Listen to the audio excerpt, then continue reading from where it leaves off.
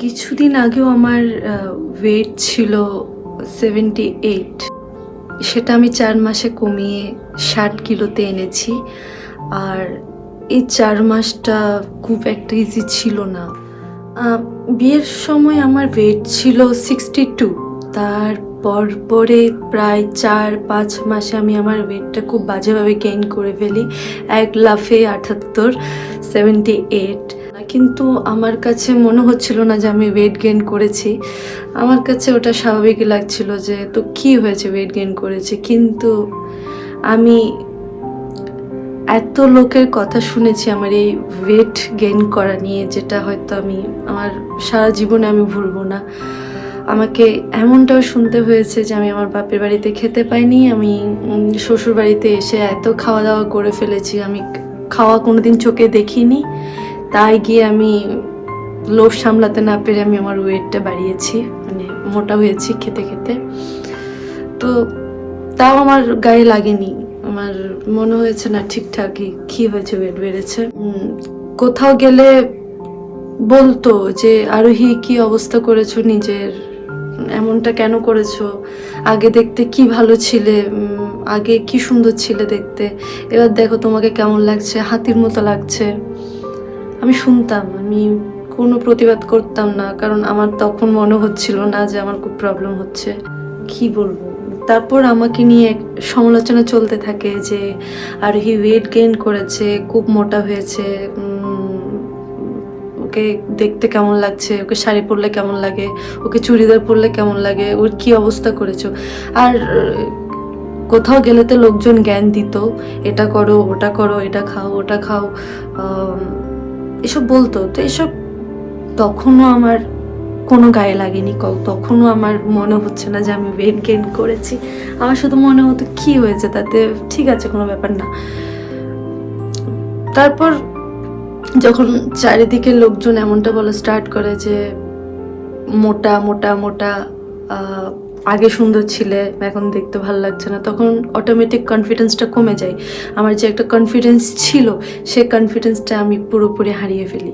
তারপর একটা বিয়েতে যাই, বিয়েতেও সে একই কথা বলে যে মানে আমার একটা খুব চেনা পরিচিত যে আরোহিদি কি অবস্থা করেছো নিজের শরীরের, তোমাকে দেখে কেমন লাগছে।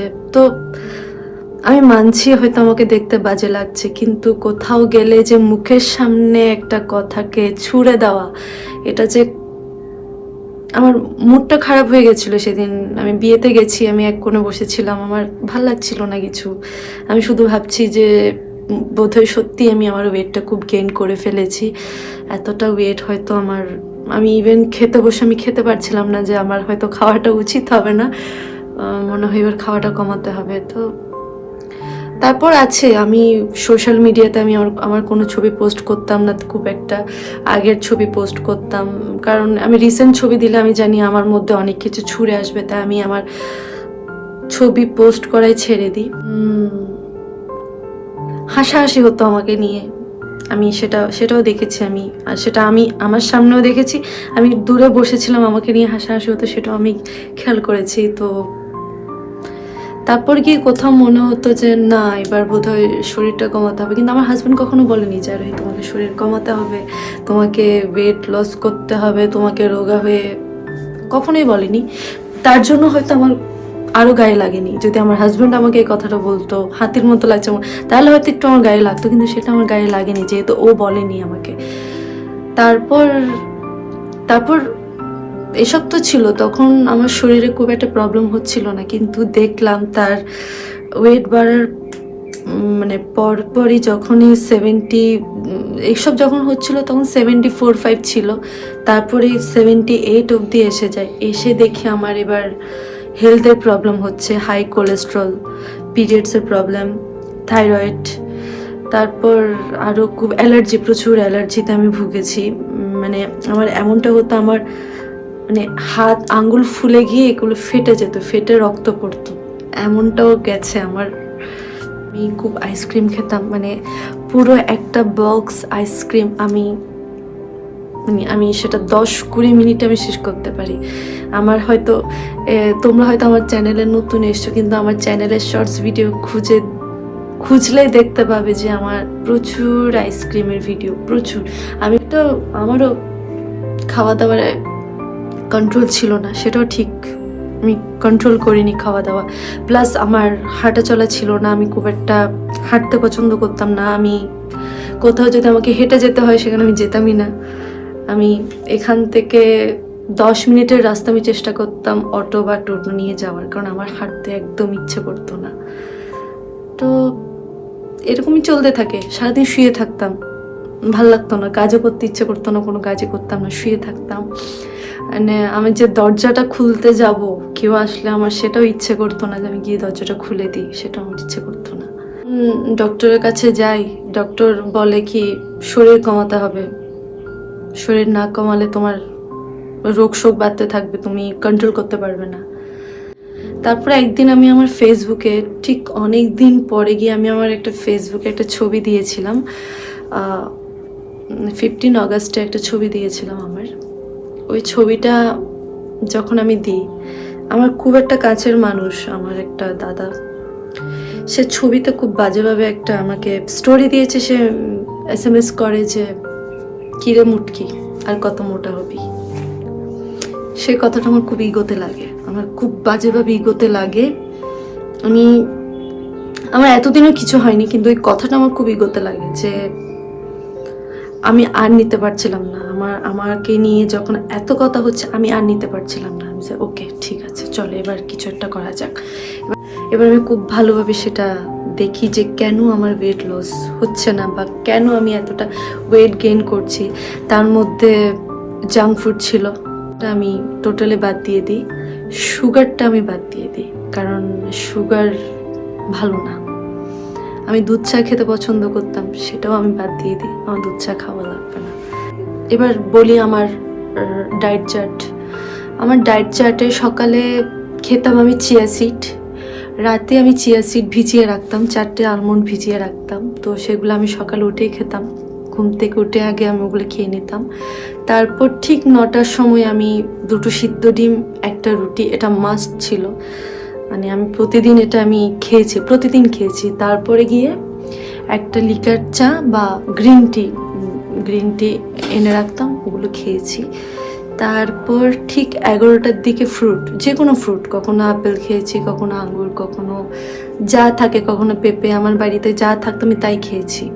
আবার ঠিক 1টার সময় আমি 2টো ভাত খেয়েছি, মানে ভাতের পরিমাণটা ছিল এতটা। আর বাড়িতে যা রান্না হতো তাই খেতাম আমি, আমার জন্য কোনো আলাদা রান্না আমি করতাম না, যা বাড়িতে রান্না হতো আমি তাই খেতাম। আর রাতেও সেম, হ্যাঁ, সন্ধ্যের সময় 1 কাপ গ্রিন টি খেতাম, আর রাতে সেম রুটি, কখনো একটা রুটি বা কখনো শসা, কখনো বা ডাল, সেটা আমি করতাম। এক্সারসাইজ করতাম সকালে ঘুম থেকে উঠে, আগে আমি ওই 23 মিনিটে এক্সারসাইজ করে নিতাম। তারপরে গিয়ে আমার চিয়া সিড দিয়ে আমার দিনটা শুরু হতো। তারপর গিয়ে আমি বিকেলের দিকে করে আমি 2 ঘন্টা হাঁটতাম, রোজ 2 ঘন্টা আমি হাঁটতাম। আমি জুতো পরে টরে আমি বেরিয়ে যেতাম, বেরিয়ে এবার আমি হাঁটতাম। আমার পাড়ায় আমার সবাই দেখেছে আমি হাঁটছি, না হলে আমি ঘরে আসতাম না। আমার 2 ঘন্টা কমপ্লিট হবে, তারপরে গিয়ে আমি আমার ঘরে আসবো। আর আমার বাড়িতে যে ওয়েট মেশিনটা ছিল আমি দিনে যদি 100 বার ওয়েট মাপি, তাহলে সেরকম মেশিন তো আর আস্ত থাকবে না, সেই মেশিনটা খারাপ হয়ে গেছে। তো আমি দ্বিতীয়বার ওই মেশিনটা ঠিকও করিনি, নতুন মেশিন আমি অর্ডার করি। শপে গিয়ে আমি আমার ওয়েটটা মেপে আসতাম, আমার ওয়েটটা কত। তো আজকে 74, 2 দিন পরে গিয়ে ওর মেপে আসলাম 74, মন খারাপ হয়ে যেত। 74 আবার হতো। তারপর ওয়েট মাপাও ছেড়ে দিই, ওয়েট আমার দরকার নেই, ওয়েট মাপা আমি মাপবো না, ওয়েট দেখা যাবে, এগুলো ফলো করবো, হলে হবে, না হলে নেই।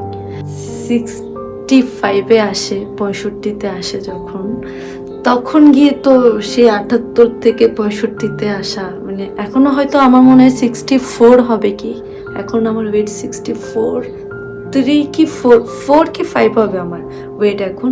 সেটা আমি ইচ্ছে করে বাড়িয়েছি, কারণ 78 থেকে যদি 60-তে আসে, আমার ওয়েটটা আমার হাইট অনুযায়ী প্রচুর কমে গেছে। তখন আবার আমার নিজেকে দেখতে খুব বাজে লাগছিল, মানে খুব মানে রোগী রোগী রোগী মনে হচ্ছিল যে আমি অসুস্থ। তো আমি আবার ইচ্ছে করে আমার ওয়েটটা বাড়াই, 3-4 কিলো আমি বাড়িয়েছি। সেটা আমি নিজের জন্য বাড়িয়েছি, আমি প্রয়োজন মনে করেছি তাই বাড়িয়েছি। তারপর যখন 65-এ আমি আসি, এবার সবাই আমাকে বলতে থাকে যে আরোহী এতটা কি করে পসিবল, আমি এই কিছুদিন আগে দেখলাম এতটা হেলদি, কি করে পসিবল। তো সেটা আমি এক দুটো প্রোগ্রামে যাই, আমার বন্ধুদের মাঝখানে যখন যাই, ওরাও দেখে আমাকে অবাক হয়ে যায় যে কি করে পসিবল আরোহী, কি করে পসিবল। তো ওদেরকে বলতাম আমার ডায়েট চার্টে মনে মনে, তাও আমি ছেড়ে দিইনি। তো তখনও আমাকে সবাই বারণ করেছিল ওয়েটটা যাতে আর না কমাই, কিন্তু না, আমি 60 না হওয়া অবধি আমি থামবো না, আমার এরকম একটা ইন্টেনশন ছিল। তো আমি 60 হওয়া অবধি আমি আমার কাজ করে গেছি, যে দেখতে বাজে লাগুক, দেখতে খারাপ লাগুক, আমার জানার দরকার নেই। আমি 60 আসবে, আমি স্টপ হবো, তার আগে আমি স্টপ হব না। পাড়ায় খুব বেশি হলে আমি আমার একটা এরিয়াতে হাঁটতাম, আমি খুব বেশি দূর হাঁটতাম না, আমি একটা এরিয়াতে হাঁটতাম, 2 ঘন্টা ওই জায়গাটায় হাঁটতাম, মানে এদিক এদিক করে হাঁটতাম, আমি এর বাইরে কোথাও যেতাম না। তো যখন আমাকে 3 মাস পরে সবাই দেখে, তখন ব্যাপারটা অন্যরকম, যে আরোহী এতটা কি করে, আরোহী এতটা কি করে পসিবল। মানে আমি কি করে রোগা হলে, এই কথাটা শুনিনি এমন কারো বাকি নেই।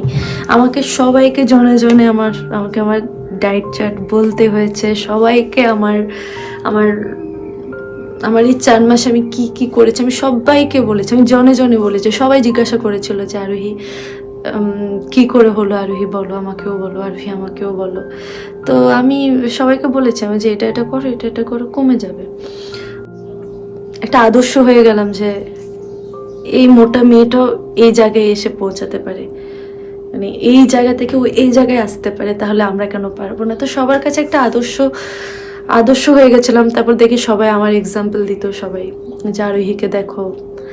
তারপর অনেকে, আমি যখন হাঁটতে বেরোতাম রাস্তায়, অনেকের সাথে দেখা হতো, সবাই আমাকে আমার হাত ধরতো, বলতো যে বলো আরোহী কি করে করলে, তোমাকে দেখে আমরা সত্যি ইন্সপায়ার হচ্ছি, মানে যে অনুপ্রাণিত যাকে বলে, তোমাকে দেখে হচ্ছি আমরা।